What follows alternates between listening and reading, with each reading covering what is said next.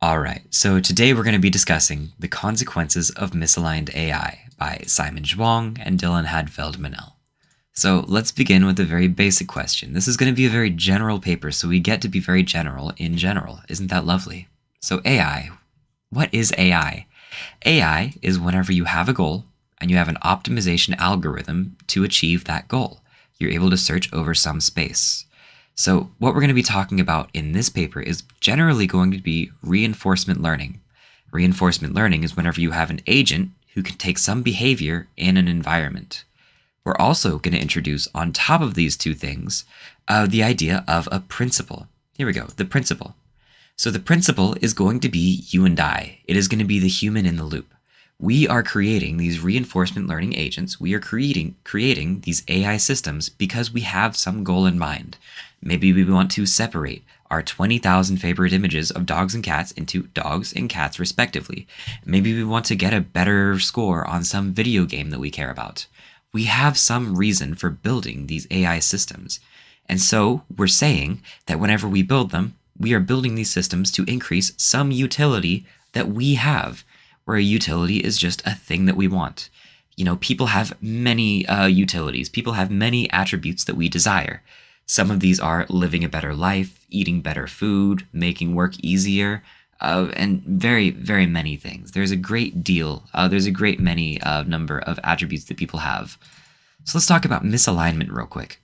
So misalignment is going to be between the principle and the agent, or better yet, it is going to be between the human and the robot.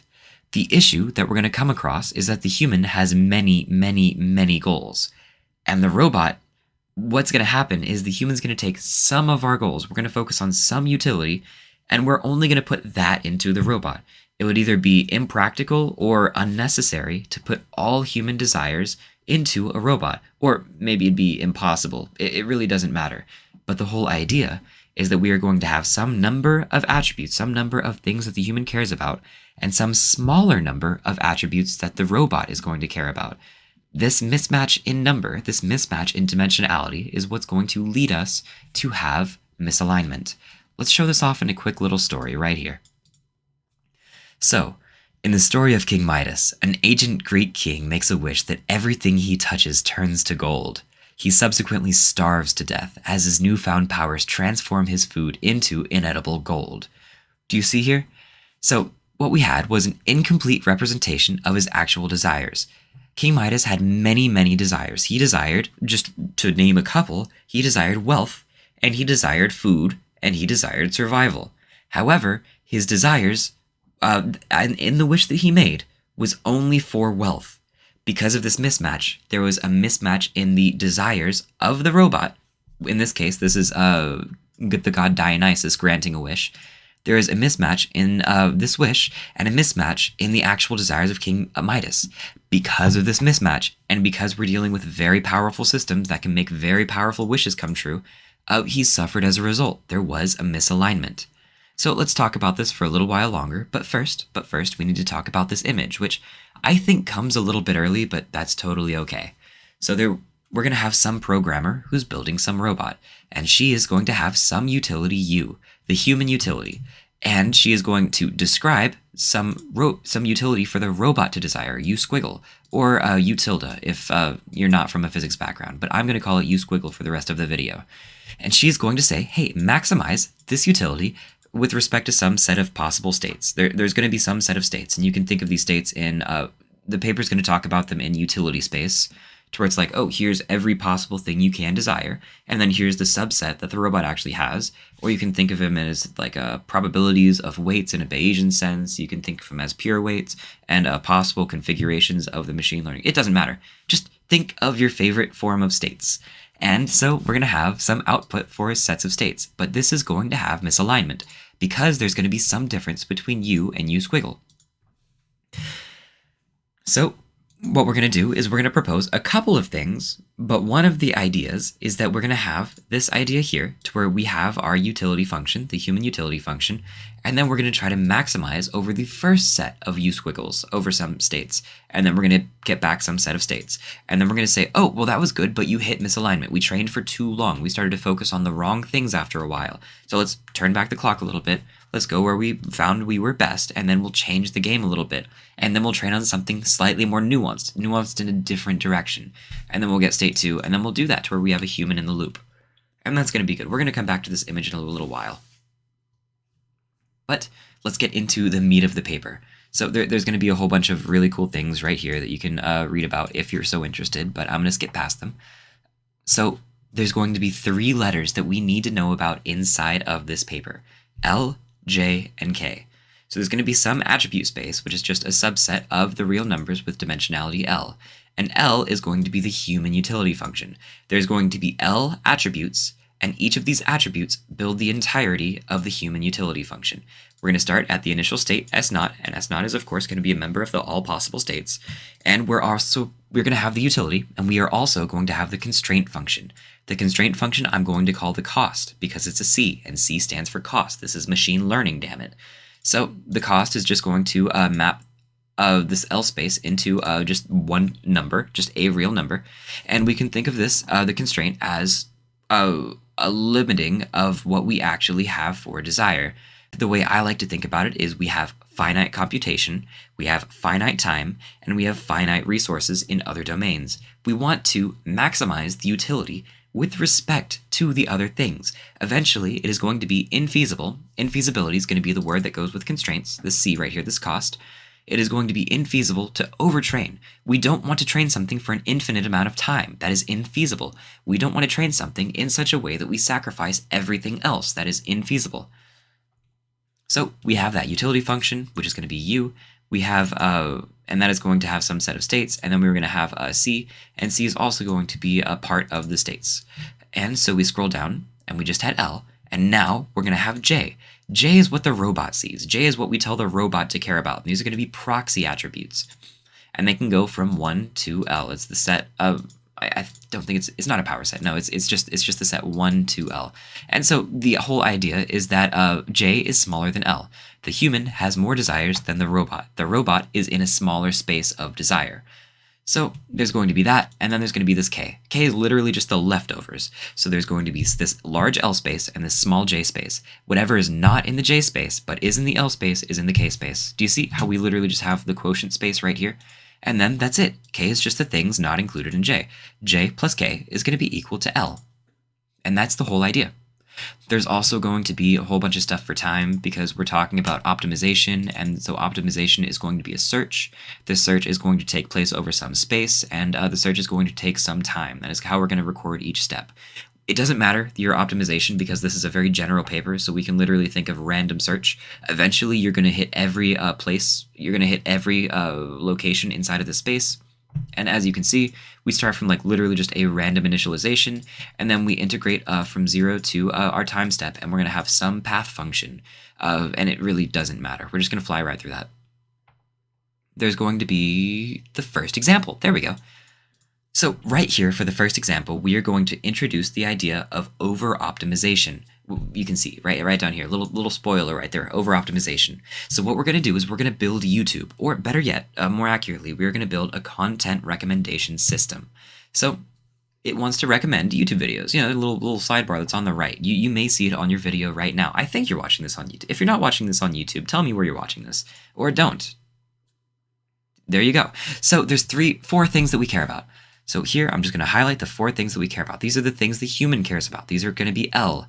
So the things that we care about are the amount of ad revenue generated, which is measured in watch time or clicks. It's going to be engagement quality, meaning meaningful interactions. It's going to be content diversity, and it's going to be overall community well-being. So you'll notice that these get harder and harder to measure.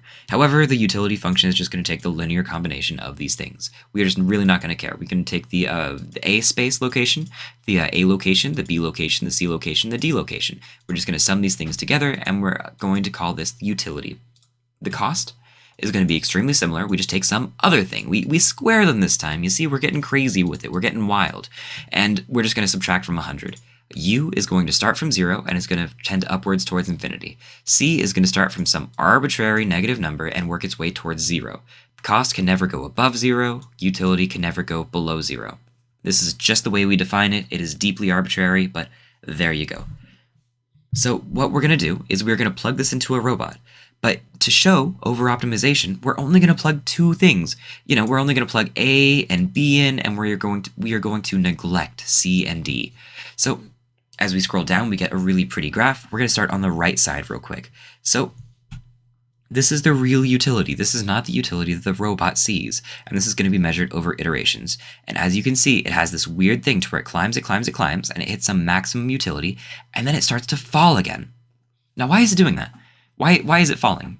The reason that it's falling is because as it tries to improve A and B, as you can see, we're going to jump over to the left. As we go, we're going to hit this critical point at 60. 60 is about where it caps, and 60 is about where it caps right here on the right as well. It keeps going up as the robot sees it. The proxy utility the robot sees keeps going up because A and B are being optimized more and more and more. However, A and B are being improved at the detriment of C and D. You are taking away from C and D. You are losing overall community well-being, and you are losing content diversity in order to give to engagement quality and to give towards ad revenue generated. And you are taking more than you are receiving. You see, it was just literally a one-to-one thing. It was just like literally all the coefficients were 1. So because of that, the actual utility is going to drop. The utility that the human sees is going to drop, but the utility the robot sees is just going to keep going up and up and up and up. And that happens everywhere. It doesn't matter which one you pick. And some of them don't even improve at all. You see, as we, after AD, literally anything without A in it is just going to go straight down. Because not only is it really hard for a human to talk about how we measure overall community well-being, we have to communicate that to a robot. And then the robot has to try its best to actually improve these things via reinforcement learning or whatever optimization schema you have. This is extraordinarily difficult, and it strictly fails.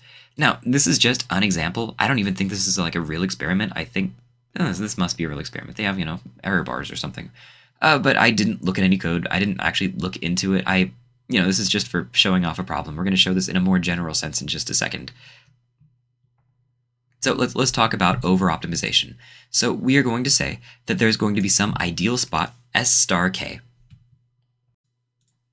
So we have this point, S star K. And so you'll notice the K right here. K is all the things the robot did not see. And S star K is going to be the ideal spot. This is going to be the perfect optimization. In the entire space, this is one, or maybe multiple, points to where we have the perfect balance between all the things. And so everything the robot does not care about, we're going to call those coefficients. We're going to call those, you call them hyperparameters? The robot's not like optimizing over them. I don't know. You call those values BK. And so for K is a member of set K, of course. What's going to happen is the robot doesn't care about these things. The robot does not care about K. The robot only cares about J. So what the robot's going to do is we're going to go from point S star and we're going to travel to point S prime. And we're going to have some epsilon delta greater than 0. These are just numbers. These are reasonable numbers. So we're going to take epsilon to be the age of the universe, right around 13 billion. And we're going to take delta to be the Planck constant, which is a rather small number. These are just numbers. Just pick your favorite numbers. And what you're going to do is you are going to steal from K. You see, we have the subtraction here. We are going to steal from the K direction and we are going to give to the J direction. Because it doesn't care about K. Any loss in K, there's no downside. But any gain in J, that is a positive thing. Then you get the reward. And the robot strictly wants the reward. So it does that. And then we leave the perfect optimization for S prime because that is how we design the robot. This is an extremely general thing. As soon as there is a single dimension that the robot does not care about, it is going to start stealing from that dimension. And it doesn't matter if you give up 10,000 of these to get one of these. If it can get that one, it is worth it. That is how we coded these things up to define. That is just how it's defined. So that's going to happen. Oh, there's also some funny stuff about time, saying this ideal spot is the ideal spot. We're just going to fly right through that. But this is a general condition. This is a general condition for the guarantee of over-optimization. Eventually, you are going to overtrain. So for here, we are just going to be a little bit more careful about it. We are going to say that if you have some space, this space is going to be an L space, of course, the space the human cares about, and all the possible states that you could compose out of that thing, then you're going to have some cost and you're going to have some utility. And we're going to say this is going to be an optimized point, a point where we're happy. U is going to be the point where that's going to be the utility where we are happy. We're going to say that's pretty well trained. Maybe it's not perfect. Maybe it is perfect. It doesn't matter. And then the cost is just going to be less than 0. That is just our requirement. As soon as you go above that, we cannot reach that point. That takes too much computation to get to. That takes too much time to get to. So we can't have that. We're going to say if we have that and it's compact, because we're talking about a real space, and real space is, I say a real space, either we have a finite space. You can't travel infinitely in one direction. And of course, I had to Google this. I didn't personally know this, but compact just means that it's closed and bounded. That's all. I'm sure you're very familiar with both of those things. If you have that, and you have a few other things that are just details really, then optimization is going to be U costly. That's it. That's just a requirement. Under the assumption that J is less than L, of course, under the assumption that the robot cares about less things than the human, or at least different things. Nope, strictly less things. I say that last sentence, throw that out, scrape that one from the board. So this is going to be an if and only if, so we're going to show this in 2 directions. So first we're going to go from the right. If you have this set right here, which says that you were optimized and it's compact, then it's going to be U costly. And all we're going to say is the exact same that we just said, the exact same thing that we just said, except a little bit more fancy. So we're going to have this xi here, and this xi is going to be a state such that the utility is greater than or equal to some point, and the cost is less than or equal to 0. And we're going to have some s sub I prime is going to be greater than or equal to b sub I prime for all I prime. And so this just says you are at an optimized state in every single dimension. So if xi is empty, then you're done. Then everything you do, no matter what you're doing, you're going downhill. That's it. However, if you're not empty, then we can apply the cost, the exact same thing we saw a second ago, to where we take the dimension you don't care about and we give to the dimension you do care about. Any optimization is going to prefer this because of how we coded it. We don't care about K, so we're allowed to take from K and we don't care. We're allowed to give to J because we do care about J, so we want to give. And so as soon as you do that, what actually happens is U squiggle, the utility is going to be greater. Whenever you do this. Whenever you search over your entire space, you're optimizing for a different thing than you actually want to optimize for. The wish King Midas made actually caused him to suffer as a result. Here we are suffering as a result. So we take away this thing that we care about, which is useful food, and we give to the thing we do care about, which is wealth, or turning things into gold, I suppose. And so this thing right here is going to be strictly greater. And we are going to go down, and then there's going to be this S star U. This S star U is just members of the set that we were talking about. If you remember correctly, we have this U right here. And so it just means that it's optimized to this U that we called good. And this is going to be in J space. And as we scroll down a little bit, because S star U maximizes U squiggle for states where U is at least U, then this thing is going to be this actual utility at this new optimized state. Once we start from the ideal state and we start to train over time t, it's going to be less than U. So it's just saying, this entire thing, you feel free to read it, is just saying that you take away from the thing that you don't care about and you give to the thing that you do care about. And that's going to be the whole idea. That is proving that over-optimization is going to be a thing that exists extremely generally, no matter what you do. As soon as the robot cares about a smaller space than your actual values, it is going to over-optimize in some dimension. So for the second part, we are showing it from the left. We are showing, where are you? That it is U costly if it is compact and this set holds. So we're just going to show, hey, what if it's not compact? And that's going to be it, and we are going to get the right answer, believe it or not. This math paper was written rather well. So we're going to show the contrapositive, and so we are going to say that it's not compact. It is not closed and bounded. So because it's not closed and bounded, we are allowed to travel in an infinite direction. So we're going to say, all right, so this S prime, we're just going to go infinitely per dimension that we don't care about. Pick every single dimension you don't care about, and just take away from that one specific one infinitely. And suddenly you're going to get infinite value in the thing you do care about, and infinite value taken away from the thing you don't care about.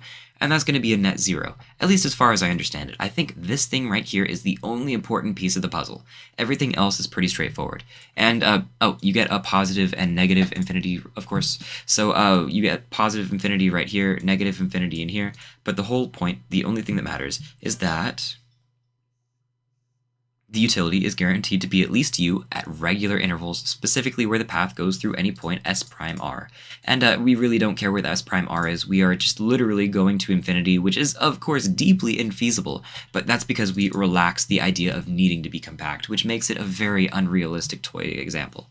But that's going to be the whole idea, and what we have said so far is that over-optimization exists. What we have said so far for this paper is that whenever you have a smaller number of things that you care about, let's say we train something to build paperclips. If you train a robot that is extremely powerful to only build paperclips, there's going to be some unforeseen problems that arise because the robot has different values than the human. The human cares about different things than the robot, so you're going to run into problems. This is now a mathematical guarantee. We have formalized it a little bit.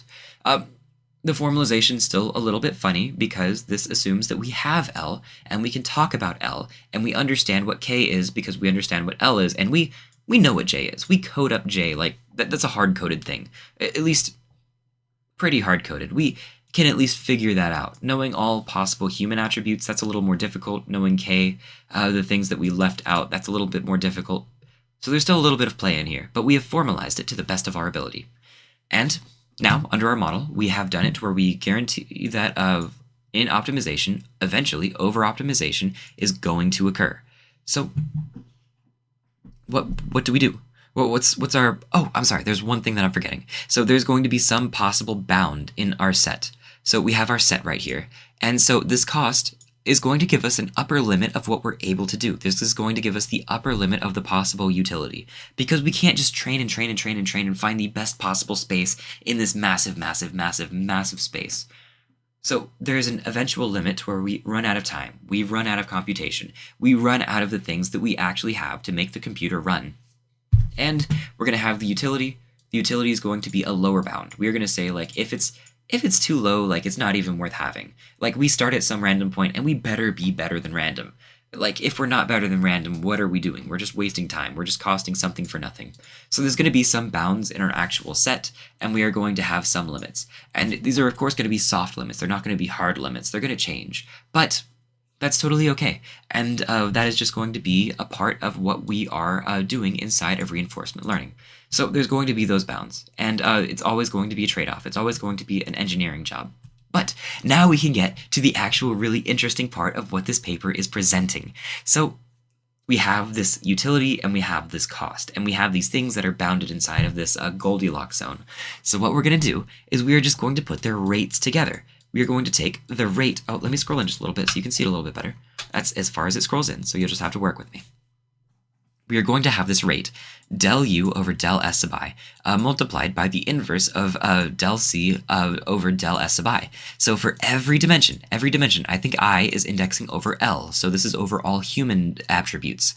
So as soon as you have that, it's what is the rate at which the utility is changing with respect to your current state, and what is the rate at which the cost is changing with respect to your current state. Or, better yet,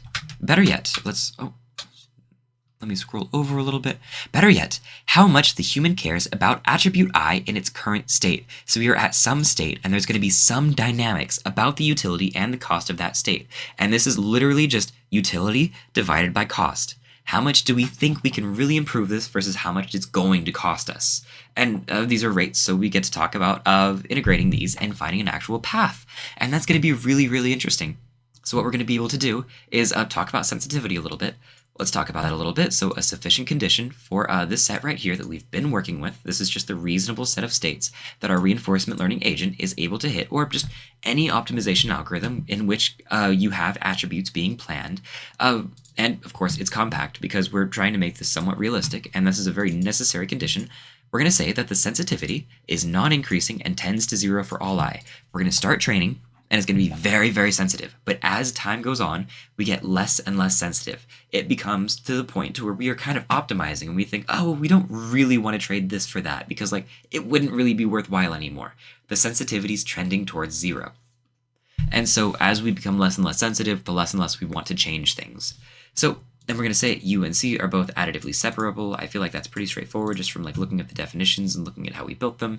And then there's going to be the cost, or the rate of cost, I should say, is going to be greater than eta for some eta greater than 0 for all I. You're not allowed to let your cost tend to 0, or at least the change of the cost. The rate of the cost cannot tend to 0. You always have to cost something every single step. There is always a price to pay, no matter what. And it has to be above some rate eta. Of course, eta is going to change per dimension. This eta may be pretty close to 0 for some dimensions and maybe pretty close to 10 million for others, but it's just some eta. And now, what we can talk about is the sensitivity sphere. We're going to talk about the initial state, and then the issue of over-optimization. Let's scroll all the way back up. Yeah, that's fine. So the issue with over-optimization is we started to optimize, and we hit this point right here.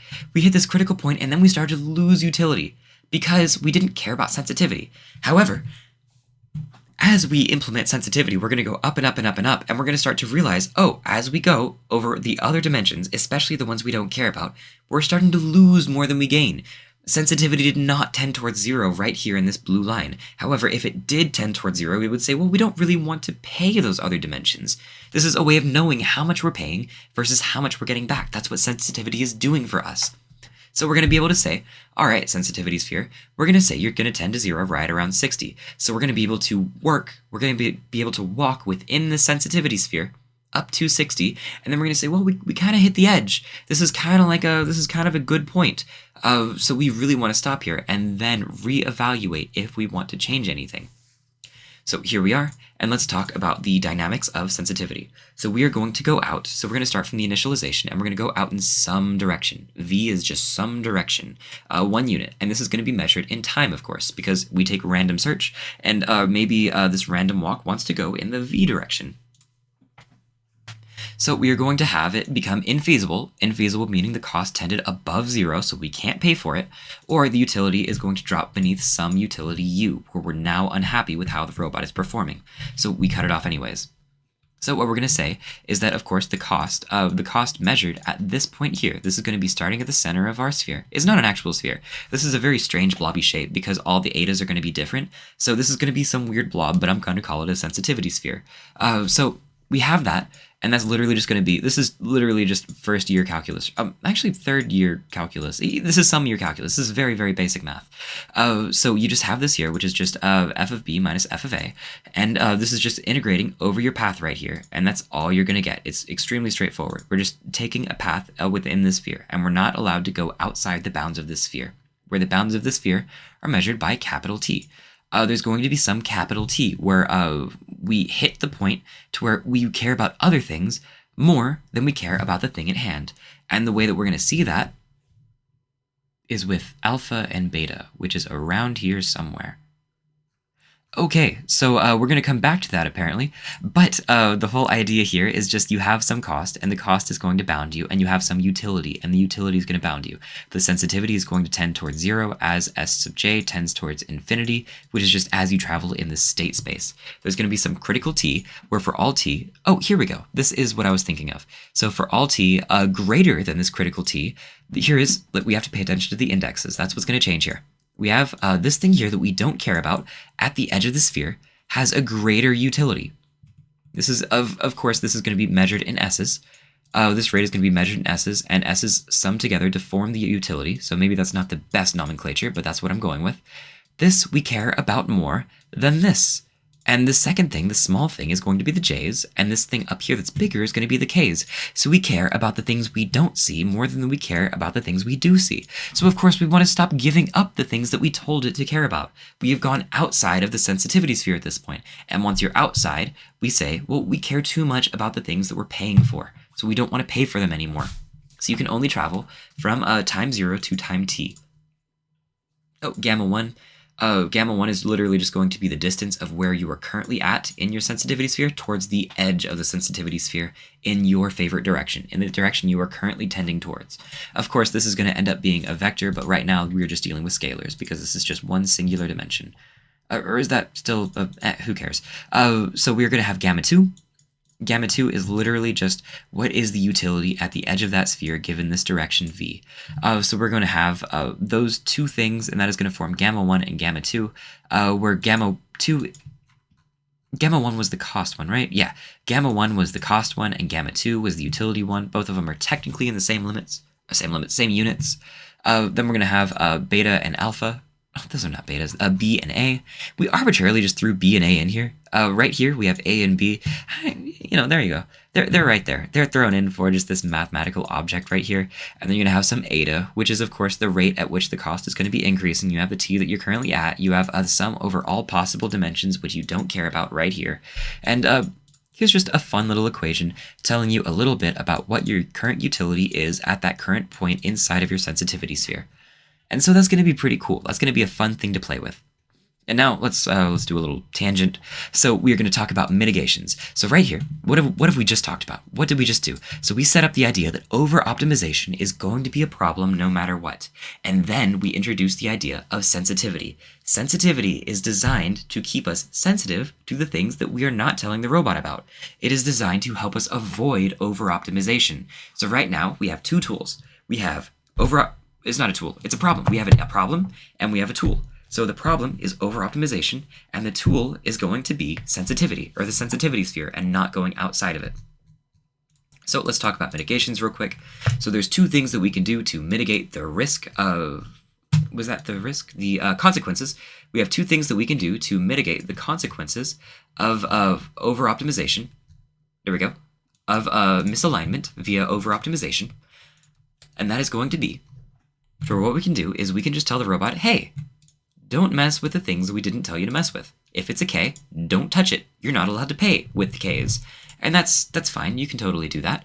And then there's also the idea that we can just have human interactive solutions, which is similar to the first image that we saw, but we are going to see it, well, you're going to see in just a second. It really doesn't matter if I explain it right now. So this is the second idea that we're going to have in section 4 is going to be the off switch. If the utility starts to go down, even though the U squiggle, the robot utility, is going up, we just turn it off. That's it. So the robot receives either a U squiggle, which means keep going, or an off from the human. And so that just means that if it starts going bad, just turn it off. Just stop training. And so, let's see. And so, these are both unsatisfying and unsurprising. We don't like either of these. Both of these kind of bum us out because these are really straightforward solutions that tell us, hey, just stop. Just stop. And that's not fun. That's not what we're looking for. We want something a little bit more nuanced. We want something that has a little bit more fun, a little bit more pizzazz. So what we're going to do is we are going to implement the idea of sensitivity spheres inside of this thing. And we are going to say how much you are allowed to pay. And you are allowed to pay alpha plus 2 delta for your sensitivity. Your sensitivity has to remain above this critical point. If you remember, the sensitivity starts very high and tends towards 0 as you continue training, as you work on your optimization. And we're going to set the requirement as well that for every S sub k, I should say, everything that the robot does not see, you have to keep the sensitivity below this threshold. You have to care about it less. So here's how much we care about it. And you are not allowed to care too much. As soon as you care too much, you violate this rule. And if you care too little about the actual J, then you are also violating this rule. So now we're creating a careful balance with which we want to optimize inside. And so this is going to be the critical thing that we are going to actually end the paper on. So we're going to talk about those things, but that is the critical idea, that we want to avoid over-optimization by using sensitivity, which is a measure of feasibility of possible states and the utility given from possible states, by allowing us to talk about how much we care about the thing we have and how much we're willing to pay.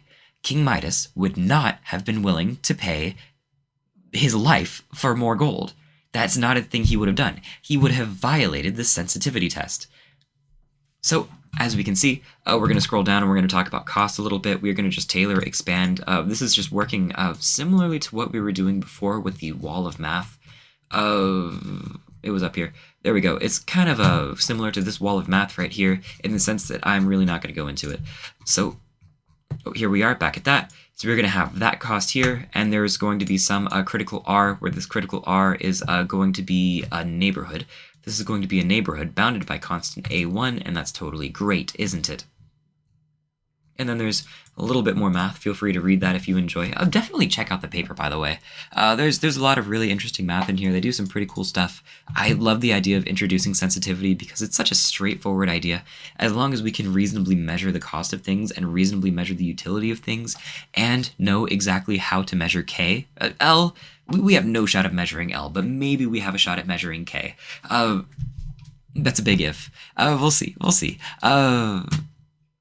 So there's going to be that. And oh, I'm sorry, I said the neighborhood was R earlier. The neighborhood is actually N. There's going to be some neighborhood with which you can actually move from your initial optimization, not your initial optimization, your initialization of weights and stuff from your network. There's going to be some space that you can go. And N1 is just the measure of the possible places that you can go. And this is going to require that the utility be greater than 0. So you have to be gaining utility. It has to be worth it to move. You don't want to move if it's not worth it. Then we're going to move on to proposition 4, and proposition 4 is just going to be saying that we are working in this epsilon delta ball around the given state S, around the neighborhood. Oh, there we go, in the neighborhood from theorem 3. Which, by the way, I don't really know which one theorem 3 is. If you look closely, there's actually no, let me scroll out for you. There's no numbers or anything like that. Hey, look at that. There we go. Cool. We found that out. I'm glad you're here with me to discover these things. So what we're essentially saying, this is really short. We're essentially done with the paper right now. We're just saying that you have to work inside of these sensitivity balls, and that is how we're going to avoid over-optimization. And that is going to be the heart and soul of what we are doing. And so anytime that you have these J is less than L, you can use the sensitivity ball to actually figure out exactly what you're doing. Now, can you use this in practice? Oh, I'm sorry. I totally forgot. There's some last thing that talks about time. You just have to be improving with respect to time. I'm pretty sure all this is saying. Yeah, JT attributes at time step t, and it has to converge to a set of human optimal states. Yeah, this is just with respect to time. And then we get into conclusion and further work. So we were talking about misalignment, and we were talking about how we actually improve these things and what we can do. So the issue, oh, yes, and there's the broader impact. Man, things are improving so fast. My God, what are we going to do? And there we go. We've made it to the end of the paper. The big question is, how are we going to find K? What is K? King Midas, he didn't make he was a good king. He did not make an unreasonable mistake. I think in the mid-sci I've read he was a reasonable king. Maybe in this one he's not. He made a wish to King Dionysus, or the god Dionysus. That's a classical blunder. But how are we going to know what L is? And I think we can figure out what J is. I think that if we work really hard, we can figure out what J is, but it's not going to be easy. But we have to know what L is in order to know what K is. We have to know a lot to know what we're missing out on. And I think that's going to be the biggest catch. I think that's going to be the biggest flaw of this paper. Yeah, if we could just immediately know all of the things we don't know, we could solve a lot of problems a lot easier, but we don't know what we don't know. So we kind of have to do this holistically. We kind of have to make the mistake and then backtrack and then try to fix it from there. So for that reason, I think this is a really interesting paper, but at the same time, I'm really skeptical if this is a thing that can ever actually be applied, because this implies that we would have to know exactly what human values are going to go wrong and then try to fix them in a way that we don't just cause more problems. We're not just putting band-aid solutions on things. But this is completely just me shouting guesswork at a wall of math, so I do hope that you have enjoyed the paper, and have a good day.